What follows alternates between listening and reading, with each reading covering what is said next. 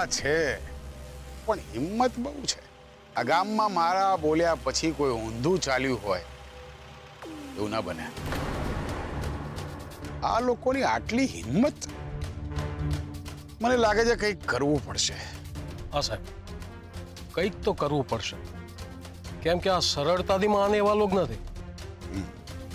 પણ આપણે કરીશું શું? પણ બેન બહુ મજબૂત છે, એમના સામે લડવું સહેલું નથી, એટલે કે કરવું પડશે.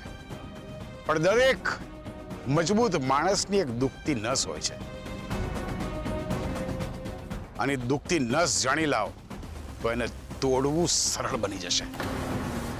તું જા અને એમના વિશે તપાસ કરીને મને જાણ કર.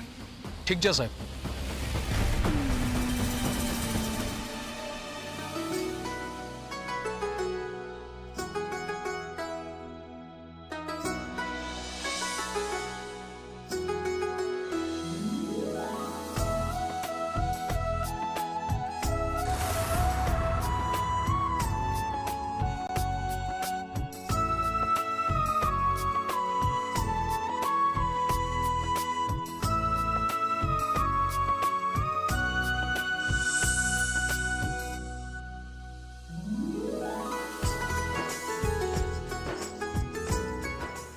એ શાહુકાર હશે એના ઘરનો, પણ આપણા માટે આપણી સૌથી મોટી ચેલેન્જ બની ગયો છે.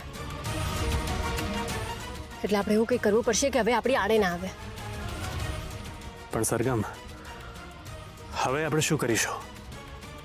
શામ દામ દંડ ભેદ જે પણ નીતિ અપનાવવી પડે બધું જ કરીશું, પણ રૂપને એનો હક અપાવીને જ રહીશું.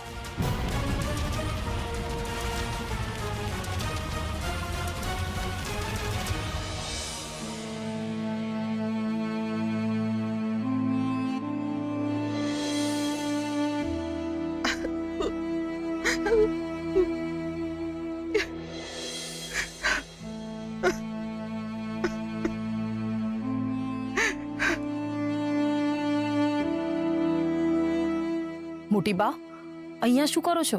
મીરાવો, તમને યાદ છે મેં માનતા માની હતી કે હું આઠમના દિવસે લાલાની મૂર્તિ મારા હાથેથી બનાવીને જન્માષ્ટમી ધૂમધામથી ઉજવીશ.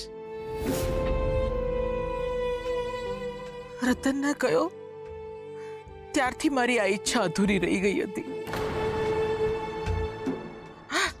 આ બધું રતન માટે કરી રહી છું. લાગે છે મોટી બા બધું ભૂલી ગયા છે. આ માનતા તો એમણે બહુ પહેલા માની હતી. રતનભાઈને ગયે પણ વર્ષો વીતી ગયા છે. અરે મીરા બહુ, જાઓ ને અંદર, જલ્દી તૈયારીઓ કરો. આજે રાત્રે 12 વાગે લાલાનો જન્મદિવસ બહુ ધૂમધામથી ઉજવવાનો છે. જલ્દી જાઓ, જાઓ. હા હા મોટી બા.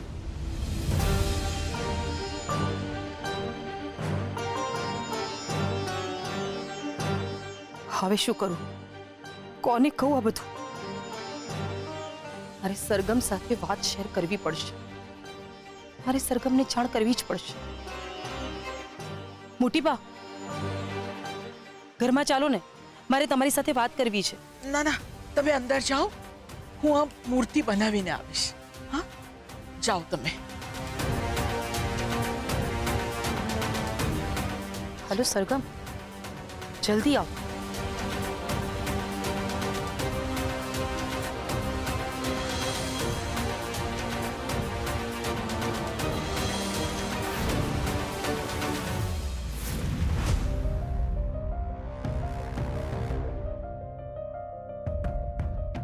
મીરા આંટી, શું થયું? તમે અમને કેમ આમ જલ્દી જલ્દીમાં બોલાવ્યા? અમે તો ગભરાઈ જ ગયા.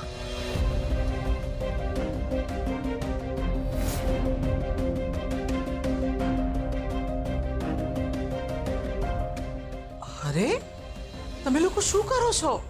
જલ્દી જલ્દી હાથ ચલાવો, આજે લાલાનો જન્મદિવસ છે. ચલો. હા હા મોટી બા, આપણે આજે જ બધી તૈયારીઓ કરી દઈશું. હા મીરાબુ, તમે જલ્દી હાથ નથી ચલાવતા. અરે 12 તો હમણાં વાગી જશે.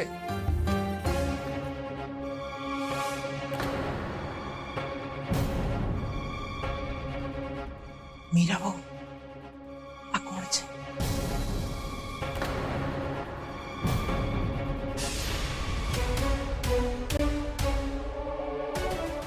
મોટી બા, તમે ભૂલી ગયા?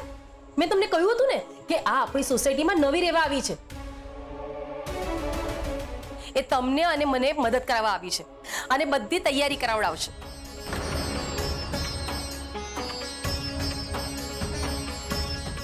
સરખમ, મોટી બા બધું ભૂલી ગયા લાગે છે. આ બધું એ પહેલા ડેડ માટે કરતા હતા, અત્યારે બધું જ ભૂલી ગયા. મોટી બા, આ તમે શું કરો છો? અરે ધ્વનિત, આ બધું તારા પપ્પાની યાદ માટે તો કરી રહી છું. આજે જન્માષ્ટમી પણ છે અને મારે માટીના કૃષ્ણ પણ બનાવવાના છે. આ જો, મેં બનાવ્યા પણ છે. જો, હા મોટી બા, આપણે બધા સાથે મળીને ઉજવીશું. સરખમ, તો આ શું કહે છે? મોટી બા બધું જ ભૂલી ગયા છે. એમને બધું યાદ અપાવડાવવું પડશે. એ આખો તહેવાર ઉજવવાનું કહે છે. એમાં વાંધો શું છે? સરગમ, એ તો ખરું, પણ પહેલેથી જ ઘરનું વાતાવરણ ખરાબ છે અને આવામાં તહેવાર કેવી રીતે ઉજવીશું?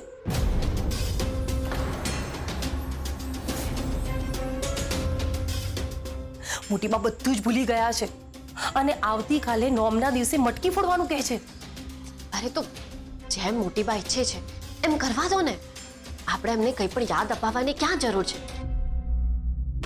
મોટી બા શું ઈચ્છે છે કે એમને માટીના કૃષ્ણ બનાવવા છે, તો એમને બનાવવા દો ને. એમની જેમ ઈચ્છા છે એમ એમને કરવા દો. એમ પણ કૃષ્ણ એ તો ભાવ છે, ભક્તિ છે. તો પછી એમને જે રીતે જન્માષ્ટમી ઉજવવી છે એવી રીતે ઉજવવા દો ને. શું ખબર, કૃષ્ણ આપણા માટે પણ એક નવો ભાવ લઈને આવે. સરગમની વાત સાચી છે. સરગમ, આમાં હું તારી સાથે છું. અને હું પણ તમારી સાથે છું. હું પણ. આપણે મોટી બાને પાછું કશું જ યાદ અપાવવાની જરૂર નથી. તો બસ પછી નક્કી થઈ ગયું કે આ વખતે મોટી બા કહેશે એવી રીતે જ આપણે જન્માષ્ટમી ઉજવીશું. નક્કી. મોટી બા, ચલો આપણે ફટાફટ બધી તૈયારીઓ કરી લઈએ. હા ચાલો. તું મટકી તો તૈયાર કરતો આવ. હા હા.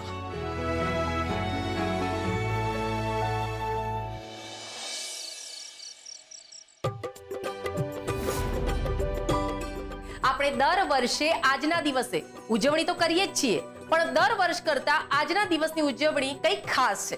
અને એ ઉજવણી ખાસ એટલા માટે છે કારણ કે આ વર્ષે આપણે મોટી બાની ઈચ્છા મુજબ જન્માષ્ટમી ઉજવવાની છે. અને એના માટે આજના દિવસે સરગમ અને ધ્વનિત કંઈક ખાસ સરપ્રાઈઝ લઈને આવ્યા છીએ.